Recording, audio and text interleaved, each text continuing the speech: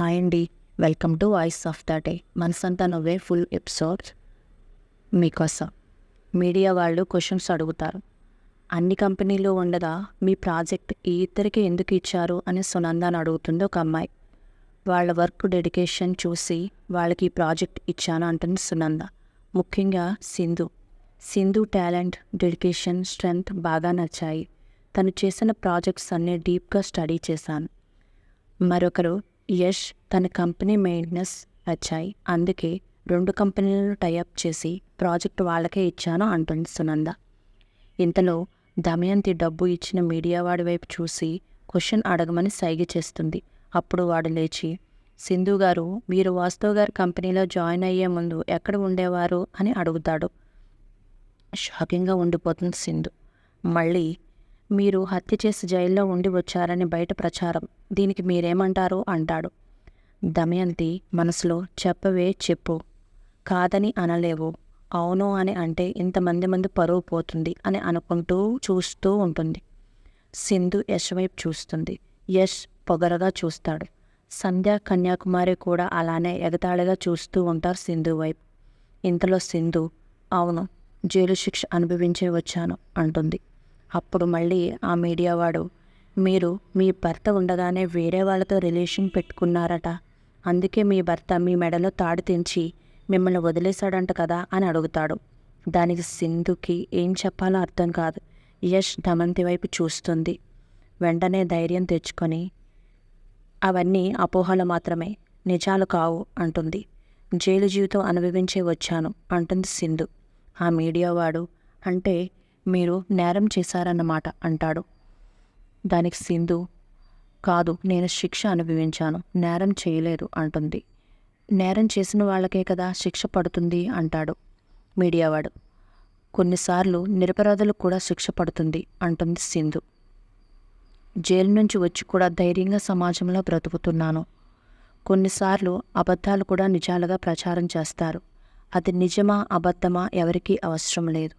ఆడది అయి ఉంటే చాలు, ఎన్ని నిందలైనా వేసేస్తారు. ఒక ఆడది న్యాయం కోసం ఒంటరిగా పోరాడితే ఎందరో నాపై రాళ్లు విసురుతున్నారు, వాటన్నింటినీ ధైర్యంగా ఎదుర్కొంటున్నాను అంటుంది సింధు. అన్నీ అపోహలు, అపార్థాలు మాత్రమే, వీటికి ఆధారాలు లేవు.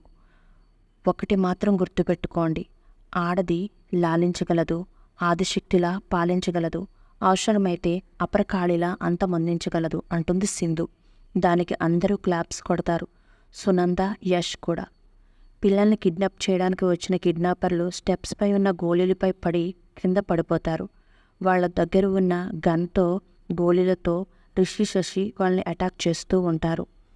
సునంద, ఇప్పుడు మన చీఫ్ గెస్ట్ మాట్లాడవలసిందిగా కోరుతున్నాం అంటుంది. యాక్టర్ కావ్య వచ్చి, ముందుగా అందరికీ నమస్కారం. సింధు చెప్పిన మాటలు నన్ను చాలా కదిలించాయి. అవును, ఈ సమాజంలో ఆడది తలుచుకుంటే ఏదైనా సాధించగలదు.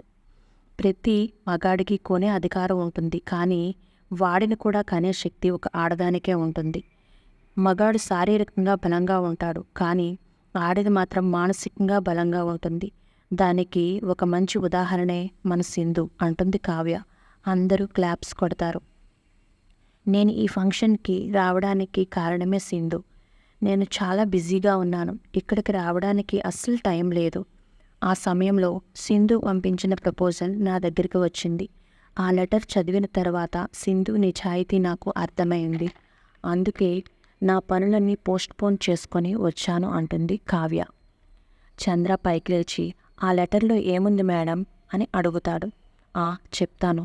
ఆ లెటర్లో మీరు మీ అమ్మపై ఉన్న ప్రేమతో అమ్మ చారిటబుల్ ట్రస్ట్ ఏర్పాటు చేసి ఎందరికో ఉపాధినిస్తున్నారు. వాళ్ళ కాళ్లపై వారు నిలబడేలా చేస్తున్నారు. మీలాంటి వారి చేతిపై ఈ ప్రాజెక్ట్ ఓపెన్ అయ్యి సక్సెస్ అయితే ఇందులో 50% ఉద్యోగాలు ఆడవారికి ఇస్తాను అని మా సునంద మేడం నిర్ణయించుకున్నారు. మీరు వచ్చి ఈ ప్రాజెక్ట్ ఇనాగరేట్ చేస్తే ఎంతోమంది ఆడవారికి పరోక్షంగా ఊరటనిచ్చిన వారు అవుతారు అని ఉంది. ఆ మాటలకు నేను చాలా ఇన్స్పైర్ అయ్యాను. అంతేకాదు, నేను సింధు ఇంటర్వ్యూ ఒకటి చూశాను, అందులో తన నిజాయితీ నాకు చాలా బాగా నచ్చింది. అందుకే ఈ ఫంక్షన్కి వచ్చాను అంటుంది కావ్య. సింధు కావ్యకు నమస్కరిస్తుంది. సింధుని Kavya if you don't mind నీ ఆటోగ్రాఫ్ ఇస్తావా అడుగుతుంది నవ్వుతూ. దానికి సింధు మేడం అంటుంది. కన్యాకుమారి దమయంతితో ఇది ఇనాగరేషన్ ఫంక్షన్లా లేదొదినా, సింధు సన్మాన సభలా ఉంది. త్వరగా ఆ నగలు అమ్మవారికి అలంకరించమని చెప్తే బాగుండు అంటుంది చిరాగ్గా. దానికి దమయంతి ఆగు, కంగారు పడకు. ఆ నగలు ఈ సింధుయే దొంగతనం చేసిందని తెలిస్తే పొగిడిన వాళ్లే రెండింతలు తిడతారు. ఆరిపోయే దీపానికి వెలుగెక్కువ అని వెలగని అంటుంది.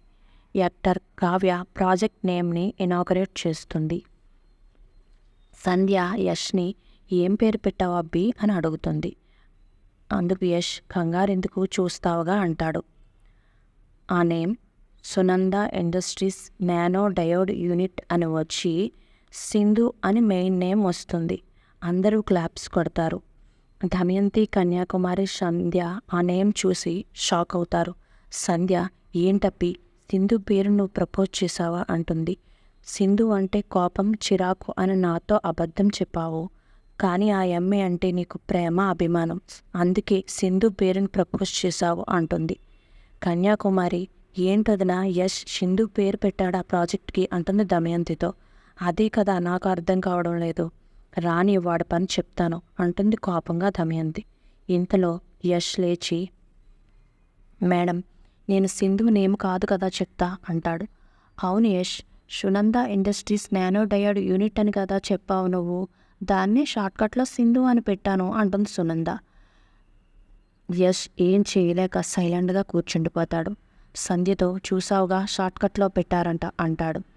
దానికి సంధ్య ఏమో ఆవిడ అలా పెట్టిందో అలా వచ్చేలా నువ్వే పెట్టావో అని ఏడుపు మొహంతో అంటుంది సంధ్య.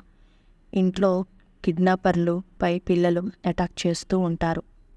అందులో ఒకడు పిల్లలు చాలా ముదుర్లు, మనం వెళ్ళిపోదామన్నా అంటాడు.